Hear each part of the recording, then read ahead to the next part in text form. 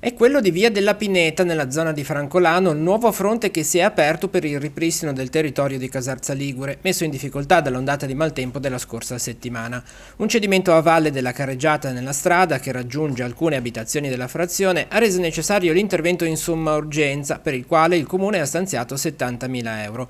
Saranno realizzate delle palificazioni che permetteranno la riapertura della viabilità a doppio senso di marcia. Il primo intervento in quella zona l'avevamo fatto nel 2012, avevamo fatto una coloratura che ha garantito la transitabilità, adesso ci troviamo in una zona leggermente più a valle a affrontare lo stesso problema. In fase di ultimazione invece l'altro intervento che si era reso necessario in via 25 aprile nella zona di Massasco. Qui uno smottamento si era staccato dal versante a monte. In queste ore gli operai stanno ultimando la posa delle reti di protezione. L'impresa sta lavorando con la messa in opera di un anterosivo che vada ad impedire il prossimo risecondare di un effetto di fluimento di terreno verso quello che sarà poi il manto stradale. Interventi in corso di ultimazione anche in via Castagneto, dove una porzione di strada era stato portato via dall'esondazione del vicino Rio, e in via Olivella Caminata, la strada di collegamento con la frazione di Cardini. Anche in questo caso, per una spesa complessiva di oltre 500.000 euro, sono stati realizzati diversi tratti di palificazioni per ripristinare i cedimenti.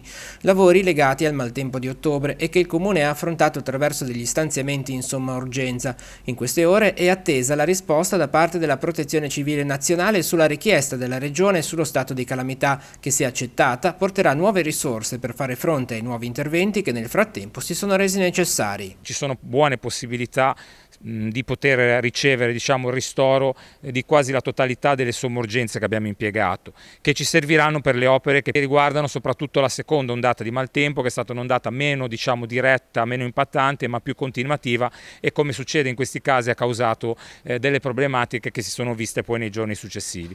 Per cui con queste somme e con la lungimiranza, anche grazie agli uffici e al lavoro degli uffici, di avere messo in tutto questo iter per la richiesta delle somme urgenze, riusciremo a intervenire sul territorio e a sistemare alcune situazioni.